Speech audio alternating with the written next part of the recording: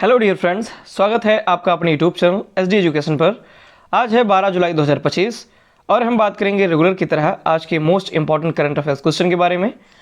जैसा कि आप सभी लोग जानते हैं, हम अपने इस वीडियो में जो भी आने वाले एग्जाम्स हैं उनमें जो करंट अफेयर्स से रिलेटेड क्वेश्चन पूछे जाते हैं उन सभी क्वेश्चन को यहाँ पर कवर किया जाता है। तो अगर आप वीडियो पर पहली बार आए हैं तो वीडियो को शुरू से लेकर लास्ट तक पूरी देखिए। वीडियो अगर पसंद आती है तो वीडियो को लाइक कीजिए, अपने दोस्तों के साथ वीडियो को शेयर कीजिए और चैनल को सब्सक्राइब करना बिल्कुल भी मत भूलिए। बढ़ेंगे वीडियो में आगे की तरफ, बात करेंगे आज के पहले प्रश्न की। आज का पहला और इंपॉर्टेंट क्वेश्चन है, हाल ही में विश्व जनसंख्या दिवस कब मनाया गया। जो दिवस से रिलेटेड क्वेश्चन पूछे जाते हैं उन क्वेश्चंस में ये क्वेश्चन बहुत ज़्यादा पूछा जाता है, विश्व जनसंख्या दिवस।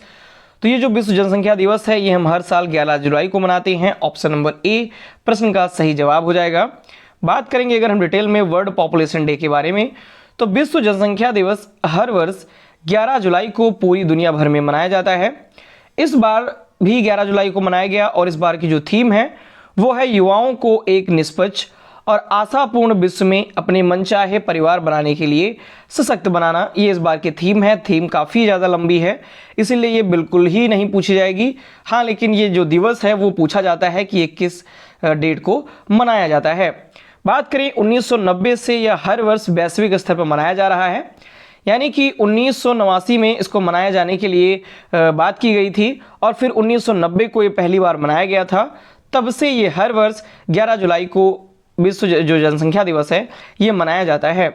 वर्ष 2025 के बारे में अगर बात करें तो इसमें लगभग 8.1 अरब यानी कि 810 करोड़ की जो जनसंख्या है वो पूरे विश्व की हो गई है। आगे क्वेश्चन की ओर बढ़ेंगे। अगला क्वेश्चन है, हाल ही में नेस्टस और यूनिसेफ द्वारा शुरू की गई तलाश पहल का उद्देश्य क्या है। तो इस पहल का उद्देश्य है आदिवासी छात्रों के समग्र विकास के लिए एक डिजिटल प्लेटफॉर्म लॉन्च करना। ये इसका प्रमुख उद्देश्य है। तो ऑप्शन नंबर बी प्रश्न का सही जवाब हो जाएगा। बात करेंगे अगर हम, तो राष्ट्रीय जनजातीय छात्र समिति और यूनिसेफ इंडिया ने आदिवासी छात्रों के लिए एक अभिनव डिजिटल प्लेटफॉर्म तलाश की शुरुआत की है। तलाश जिसका फुल फॉर्म है tribal aptitude life skill and self esteem hub, ये इसका फुल फॉर्म होता है। इस पहल का जो उद्देश्य है वो है एकलव्य मॉडल रेजिडेंशियल स्कूल्स यानी EMRS में पढ़ने वाले 1.38 लाख से अधिक आदिवासी छात्रों का कौशल, आत्मसम्मान और करियर मार्गदर्शन के माध्यम से समग्र विकास करना इसका प्रमुख उद्देश्य है। बात करें प्रारंभ में ये 75 EMRS के 189 शिक्षकों को इसमें प्रशिक्षित किया गया है। बाद में धीरे धीरे इसे और बढ़ाया जाएगा। अगले क्वेश्चन की तरफ बढ़ेंगे। नेक्स्ट क्वेश्चन है, उत्तर प्रदेश सरकार की 6000 वार्षिक यात्रा भत्ता योजना की शुरुआत किस शैक्षणिक सत्र से की जा रही है। तो उत्तर प्रदेश सरकार की जो 6000 वार्षिक यात्रा भत्ता योजना की शुरुआत है ये 25-26 के सत्र से शुरू की जाएगी, यानी ऑप्शन नंबर सी प्रश्न का सही जवाब हो जाएगा। बात करेंगे अगर हम डिटेल में, तो उत्तर प्रदेश राज्य सरकार ने राज्य के दूर दराज के क्षेत्रों में रहने वाले छात्रों की शिक्षा तक पहुंच को सुलभ बनाने के लिए एक नई यात्रा भत्ता योजना शुरू की है। इसके अंतर्गत छात्रों को 6000 वार्षिक की आर्थिक सहायता प्रदान की जाएगी, यानी कि ऐसे छात्र जो कि उनका विद्यालय काफ़ी दूर है और उनको आने के लिए धन जो है वो खर्च करना पड़ता है, तो इसके लिए उत्तर प्रदेश सरकार क्या करेगी, 6000 रुपये वार्षिक बच्चों को देगी ताकि वो दूर दराज क्षेत्रों से विद्यालय तक पहुँच सकें। योजना की जो शुरुआत है वो शैक्षणिक सत्र 2025-26 से की जा रही है। यूपी आया है तो यूपी के बारे में हम जान लेते हैं। यूपी यानी उत्तर प्रदेश की जो स्थापना है वो 24 जनवरी 1950 को हुई थी, इसीलिए 24 जनवरी को उत्तर प्रदेश का स्थापना दिवस मनाते हैं। राजधानी है यहाँ की लखनऊ। सबसे बड़ा जो शहर है वो है कानपुर। क्षेत्रफल है इसका 2,43,286 वर्ग किलोमीटर, जो कि भारत का चौथा सबसे बड़ा राज्य है क्षेत्रफल की दृष्टि से। और अगर जनसंख्या की दृष्टि से देखा जाए तो ये पहला सबसे बड़ा राज्य है। राजकीय पशु है यहाँ का बारहसिंघा, राजकीय पक्षी है सारस या क्रेन, राजकीय वृक्ष है इसका अशोक और राजकीय पुष्प पलाश होता है। अगला क्वेश्चन है, हाल ही में यूरोप एवं एशिया में विगत कितने वर्षों में 214 मानव रोगों के उदय व प्रसार का नक्शा तैयार किया है। तो ये विगत 37,000 वर्षों का ये डेटा पूरा का पूरा दिया गया है। ऑप्शन नंबर बी प्रश्न का सही जवाब हो जाएगा। बात करेंगे अगर हम डिटेल में, तो एक नए आनुवांशिक अध्ययन ने यूरोप में एवं एशिया में विगत 37,000 वर्षों में 214 मानव रोगों के उदय व प्रसार का नक्शा तैयार किया है। इसका जो शोध है यानी इस पर जो खोज की गई वो कोपेनहेगन विश्वविद्यालय के आनुवांशिक वैज्ञानिक डॉक्टर M.K. विलर्सलेव एवं मार्टिन सिकोरा के नेतृत्व में इसका शोध किया गया।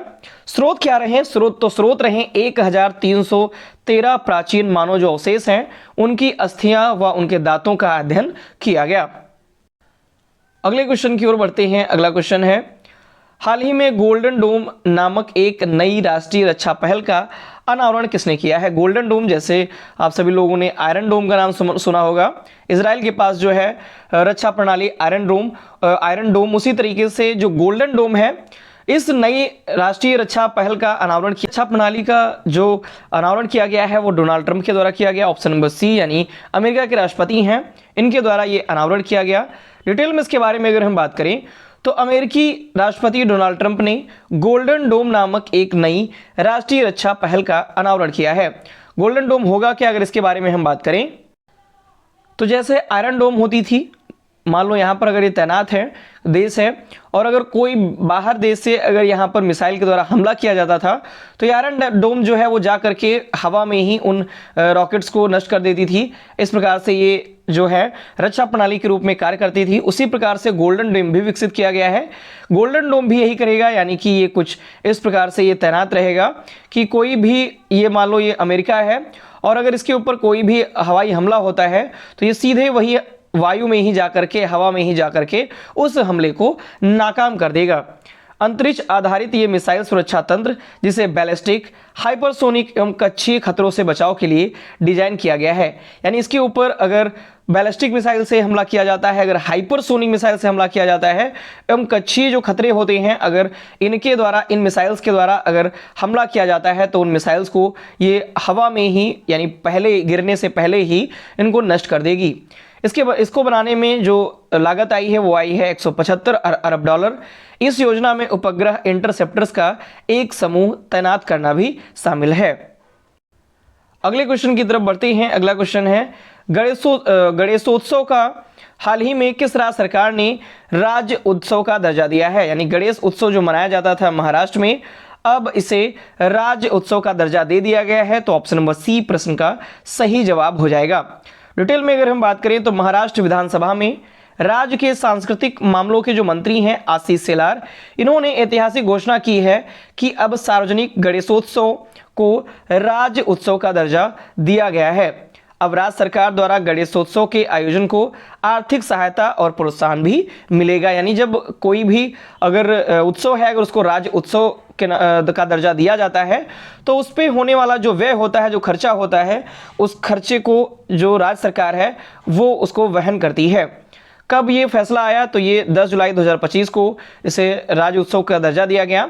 बात करें अगर हम तो जो गणेश उत्सव है इसको शुरू करने का श्रेय किसको जाता है? तो सन 1893 ईस्वी में लोकमान्य गंगाधर तिलक जी ने इसे शुरू किया था। अगले क्वेश्चन की ओर बढ़ते हैं। अगला क्वेश्चन है, हाल ही में प्रधानमंत्री ई ड्राइव योजना का उद्देश्य क्या है? तो जो प्रधानमंत्री ई ड्राइव योजना है इसका उद्देश्य है इलेक्ट्रिक ट्रकों को प्रोत्साहन देना। यानी ऑप्शन नंबर सी प्रश्न का सही जवाब हो जाएगा। बात करेंगे अगर हम डिटेल में पीएम ई ड्राइव स्कीम के बारे में, तो भारत सरकार ने प्रधानमंत्री ई ड्राइव योजना के तहत इलेक्ट्रिक ट्रकों यानी ई ट्रकों के लिए एक पहली प्रोत्साहन योजना शुरू की है। यह पहल देश में स्वच्छ, टिकाऊ और कार्बन रहित माल ढुलाई को बढ़ावा देने के लिए एक महत्वपूर्ण रणनीतिक कदम है। भारी उद्योग मंत्री जो हैं HD कुमारस्वामी, इन्होंने इस योजना का उद्घाटन किया और इसके अंतर्गत 5600 इलेक्ट्रिक ट्रकों की तैनाती को प्रोत्साहन दिया गया। ये सभी स्वदेशी निर्मित हैं, इसीलिए इसके द्वारा स्वदेशी निर्माण को भी बढ़ावा दिया गया है। अगला क्वेश्चन है, हाल ही में कॉर्नेक जो ब्रिज है उसका नाम बदलकर किस नाम पर रखा गया है? तो इसका नाम रखा गया है सिंदूर पुल के नाम से। ऑप्शन नंबर सी प्रश्न का सही जवाब हो जाएगा। बात करेंगे अगर हम डिटेल में कॉर्नेक जो ब्रिज है इसका नाम बदला गया, तो हाल ही में महाराष्ट्र सरकार द्वारा कॉर्नेक ब्रिज का नाम बदलकर सिंदूर पुल रखा गया है। और ये जो सिंदूर नाम रखा गया है ये ऑपरेशन सिंदूर से प्रेरित है। ऑपरेशन सिंदूर की सफलता के सम्मान में इसका नामकरण किया गया है। बात करें अगर कॉर्नेक गवर्नर जेम्स रेवेट कॉर्नेक की स्मृति को हटाना, जिन पर भारतीयों पर अत्याचार के आरोप लगे थे, इसलिए इनके नाम को हटा करके अब इसका नाम सिंदूर पुल रखा गया है, जो कि ऑपरेशन सिंदूर की सफलता को से प्रेरित है। बात करें 1839 से लेकर के 1841 के बीच बॉम्बे प्रेसिडेंसी के गवर्नर रहे। अगला क्वेश्चन है, गज मित्र योजना किस भारतीय सरकार द्वारा प्रारंभ की गई एक योजना है? तो ये शुरू किया गया है असम के द्वारा। ऑप्शन नंबर बी प्रश्न का सही जवाब हो जाएगा।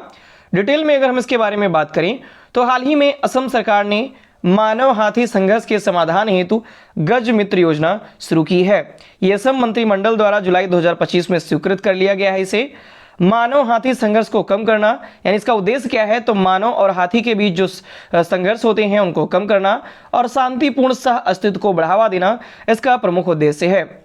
इसके द्वारा ग्रामीण समुदायों जो होते हैं उनको सुरक्षित और अहिंसक उपायों से हाथियों से निपटने के लिए सशक्त भी बनाया जाएगा। अगर हम लास्ट क्वेश्चन के बारे में बात करें तो आज का लास्ट क्वेश्चन है, हाल ही में पूर्वी क्षेत्रीय परिषद की 27वीं बैठक किस स्थान पर आयोजित की गई? तो पूर्वी जो राज्य हैं उसमें पूर्वी क्षेत्रीय परिषद की ये 27वीं बैठक थी और ये जो बैठक है ये रांची में आयोजित की गई। ऑप्शन नंबर सी प्रश्न का सही जवाब हो जाएगा। बात करेंगे अगर हम डिटेल में इसके बारे में तो केंद्रीय गृह एवं सहकारिता जो मंत्री हैं अमित शाह, इन्होंने झारखंड की राजधानी रांची में पूर्वी क्षेत्रीय परिषद की 27वीं बैठक की अध्यक्षता की। ये जो बैठक है ये 2 वर्षों के अंतराल के बाद आयोजित की गई।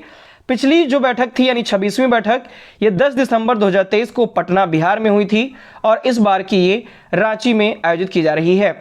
पूर्वी क्षेत्रीय परिषद में इसमें झारखंड, बिहार, उड़ीसा और पश्चिम बंगाल ये सभी राज्य इसके अंतर्गत शामिल हैं। तो ये थे आज के हमारे मोस्ट इंपॉर्टेंट करंट अफेयर्स के क्वेश्चन। आशा करता हूँ सारे क्वेश्चन आपको पसंद आए होंगे, वीडियो आपको इन्फॉर्मेटिव लगी होगी। तो अगर आपको ये वीडियो पसंद आती है तो इसके लिए आप वीडियो को लाइक करें, अपने दोस्तों के साथ वीडियो को अधिक से अधिक शेयर करें और चैनल को भी सब्सक्राइब करें। धन्यवाद।